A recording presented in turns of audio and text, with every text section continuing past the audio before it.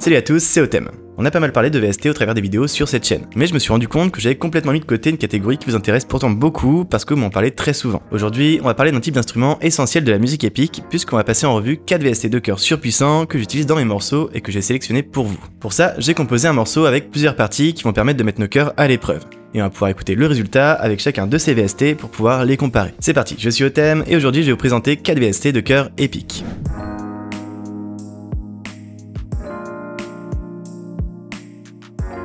Avant de vous présenter ces VST, il faut qu'on définisse ce qui va nous intéresser pour les comparer. D'abord, un point important, ce sera évidemment la qualité du son et le réalisme des chœurs. Ensuite, un autre truc qui va nous intéresser, ce sera leur versatilité.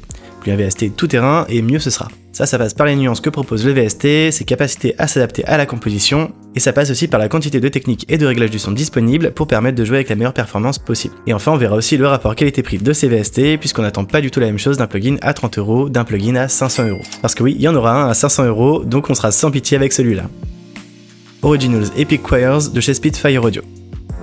On commence fort avec un excellent plugin de chez Spitfire Audio qui est sorti il y a même pas un an. C'est un VST dont je me sers de plus en plus car il est assez économe en ressources, très facile à utiliser et surtout assez convaincant en termes de rendu. Surtout pour son prix qui n'est que de 30€. C'est le plugin le moins cher de ce top, mais vous allez voir qu'il a rien à envier à ceux qui vont suivre. Quand on ouvre le plugin, on peut voir qu'on a pas mal de choix d'instruments et les voix sont découpées par tessiture. On a d'abord les sopranos et les altos qui seront plutôt des voix de femmes et les ténors et basses qui seront des voix d'hommes. Ensuite dans ces deux parties, on retrouvera plusieurs sons, des A, des on et des sons plus complexes pour les notes longues.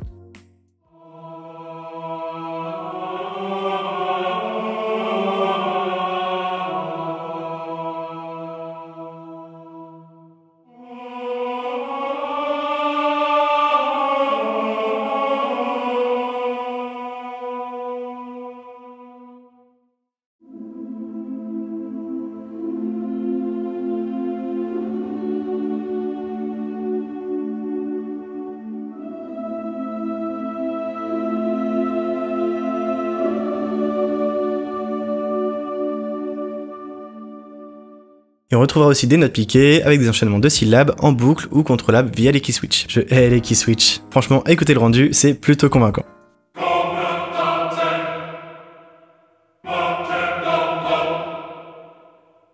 Mis à part ça, on a d'autres contrôles au niveau du son avec les moyens de doser le volume et l'intensité des notes avec les classiques contrôles de dynamique et d'expression. Et on a aussi accès à plusieurs variantes du son avec différentes prises en close, tree et ethereal qui semblent être une prise vraiment éloignée de la source. À ça s'ajoute un réglage de reverb pour un bon rendu out of the box. C'est pas vraiment ce que je vous recommande d'utiliser pour un bon mixage, mais ça a le mérite d'être là. Et on a aussi la possibilité de moduler l'attaque et le relâchement de la note suivant le rendu qu'on veut avoir. Maintenant qu'on a pu faire le tour du plugin, on va voir comment il se débrouille en contexte dans une orchestration épique. Pour ça, je vous ai préparé un morceau avec de quoi intégrer une première partie avec des chœurs en sustain et une seconde partie avec des chœurs en staccato.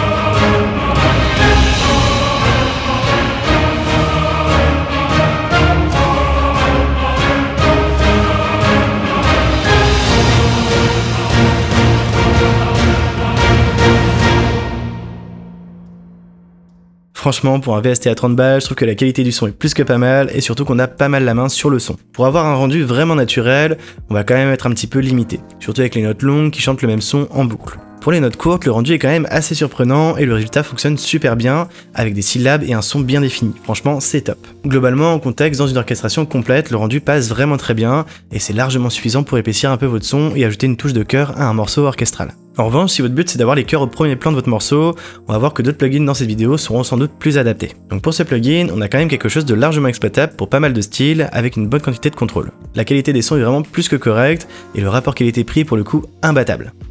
Oceania de Performance Samples. Je sais pas pourquoi j'adore ce plugin, parce que sur le papier il est vraiment pas ouf, mais je l'adore quand même, vous allez comprendre. C'est un VST dont je me sers assez souvent aussi, car il est assez rapide à programmer et que les résultats fonctionnent vraiment super bien. Avec ce VST qui coûte un peu plus de 250 €, on a un cœur épique assez épais avec un son très tranché. Ça joue fort et c'est tout. En termes d'instruments, on dispose de seulement 4 choix, un ensemble d'hommes et un ensemble de femmes, et 2 instruments composés d'effets, de chœurs et d'hommes. Le truc pratique avec ce VST, c'est que le plugin nous offre un preset pour charger les 2 ensembles directement à l'ouverture, avec un panning et un mixage déjà prêt. En termes de contrôle, c'est assez léger. On a 2 positions de micro qu'on peut doser et spatialiser, et un contrôle de la dynamique qui est assez peu convaincant, il faut avouer, puisque même à faible course, ça joue très fort. Les chœurs jouent uniquement en marcato, de façon à pouvoir jouer des notes en sustain ou piqué avec la même instance. Et les syllabes vont s'enchaîner soit de façon aléatoire, soit via les key switch. Je hais les key switch.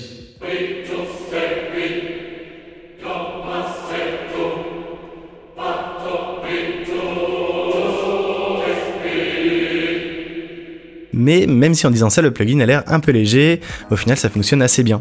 J'aime beaucoup le son de ce plugin et c'est surtout vraiment pratique de pas avoir à passer des heures à le programmer. Vous l'ouvrez dans Contact et c'est prêt. Un autre bémol avec ce VST, c'est la tessiture que je trouve un peu restreinte vu qu'on manque cruellement d'une octave supplémentaire dans les basses fréquences. Pourtant atteignable par un chœur sans problème et ça c'est dommage.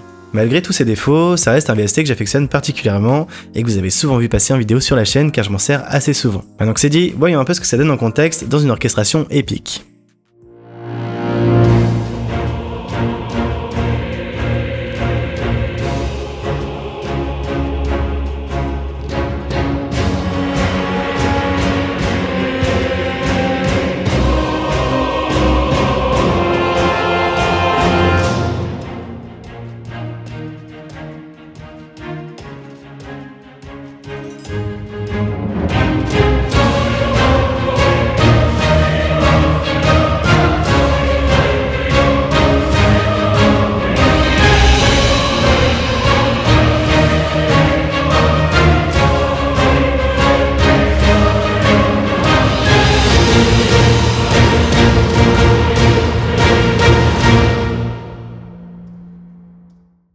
Franchement, ça marche pas mal du tout et je trouve que le résultat est convaincant. On sent que le plugin reste néanmoins assez limité puisque le son reste assez constant, même en travaillant sur la dynamique. Sur une partie comme ça marche, mais on se rend vite compte qu'il sera impossible de l'utiliser dans un contexte plus calme. Pour plus de 200 €, c'est clairement pas le plugin que je choisirais en premier. Malgré tout, le son assez tranché de ce VST apporte vraiment quelque chose et c'est un bon plugin à avoir sous le coude.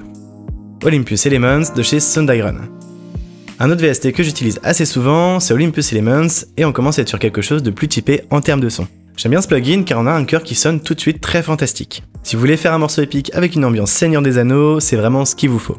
En termes d'instruments, on a évidemment accès à des chœurs en sustain de bonne qualité, avec tous les contrôles de base pour ce type de son, à savoir le réglage de l'attaque et du relâchement, le contrôle de la dynamique, et la possibilité de sélectionner le type de syllabe qui sera chanté. Là où c'est intéressant, c'est que même si tout est rangé dans un seul instrument, les contrôles des chœurs d'hommes et de femmes sont tout de même séparés afin d'avoir des sonorités différentes pour les graves et les aigus. Et mine de rien, ça aide pas mal pour peaufiner un peu le son.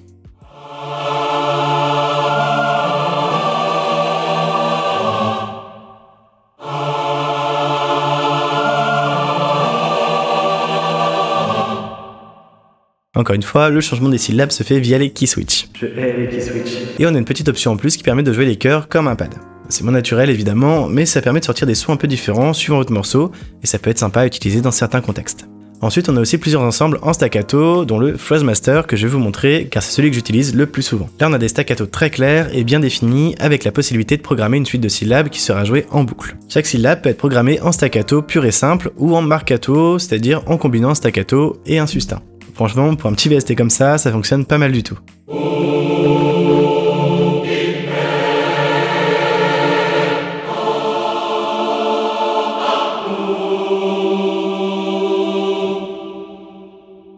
Pour finir, avant de tester ce VST en contexte, on a aussi accès à des instruments un peu plus hors normes, avec une section ambiance qui nous propose des sons plus synthétiques. Là-dedans, on retrouve des chœurs modifiés qui permettront de créer des tapis sonores assez intéressants, voire des sons plus proches du synthé. Ça peut parfois dépanner et donner quelques idées.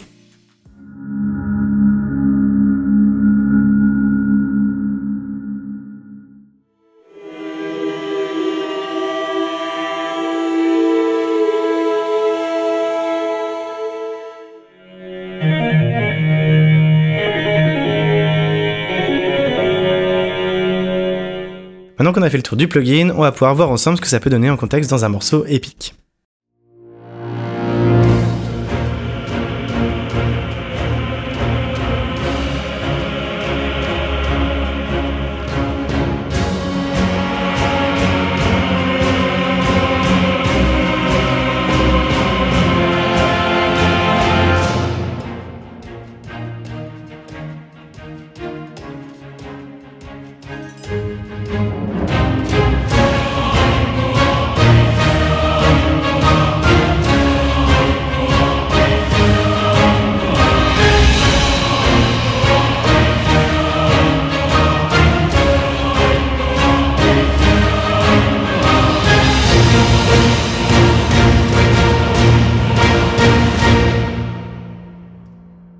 Pour un VST à tout juste 100 €, je trouve que le rendu est vraiment pas dégueu. La couleur que ça apporte avec ce côté un peu médiéval fantastique marche super bien et on a quand même pas mal de puissance dans les chœurs.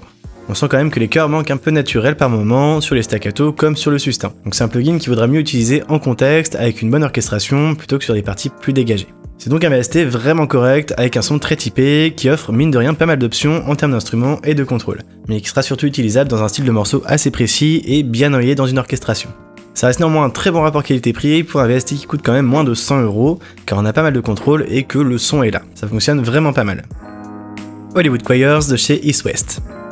Le dernier VST que je vais vous présenter, c'est Hollywood Choirs de chez East West. C'est le VST le plus cher de Stop puisqu'il coûte à lui tout seul pas loin de 500 €. Donc à ce prix-là, on sera sans pitié. Là on a un VST de super bonne qualité avec des contrôles vraiment intéressants, qu'on ne trouve pas sur les autres plugins qu'on a vu tout à l'heure et vous allez voir que ça change tout. Le son est très médiéval et idéal pour un style épique, avec une puissance vraiment dingue.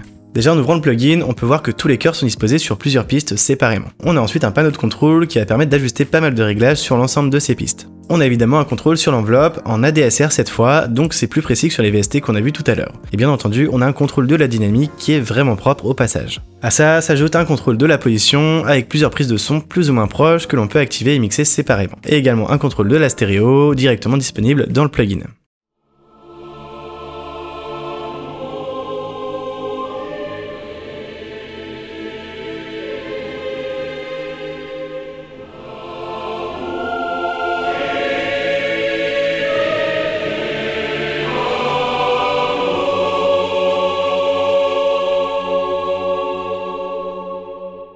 Mais là où le VST se démarque, ça va être dans la petite fenêtre en haut à gauche et qui s'appelle le Word Builder. Si on ouvre ce panneau, on se retrouve dans une nouvelle section qui va nous permettre de régler les syllabes que l'on veut chanter sur les chœurs. Et contrairement à ce qu'on a pu retrouver tout à l'heure, cette fois il va être possible d'écrire directement le texte qu'on veut faire chanter à nos chœurs pour générer nos syllabes. Alors c'est de la phonétique, donc il faut un petit peu apprendre à le prendre en main si on veut sortir des quelques presets déjà intégrés au plugin. Mais quand c'est bien maîtrisé, le rendu est franchement top et surtout très naturel. Là sur le plugin, il n'y a que très peu de choix en termes d'instruments si on veut avoir un ensemble complet. Les chœurs d'hommes et de femmes se jouent sur deux instruments différents, donc il faut deux instances si on veut avoir un chœur complet. En revanche, le sustain et le staccato se jouent sur le même instrument, donc en théorie pas besoin de changer de plugin. Là où c'est moins génial, c'est qu'il n'est pas possible de changer de boucle de syllabes dans le plugin. Donc vous pouvez faire chanter un texte écrit, mais il jouera en boucle. Et comme c'est indiqué dans le manuel du plugin, eh bien il faudra changer d'instance à chaque nouvelle phrase. Donc si vous comptiez composer une chanson complète avec vos chœurs, assurez-vous d'avoir de la RAM. Vous verrez que malgré le prix exorbitant de ce plugin, il a quand même quelques bémols à souligner. Je vous laisse écouter ce que ça donne en contexte avec ce dernier VST et je vous donne mon avis juste après.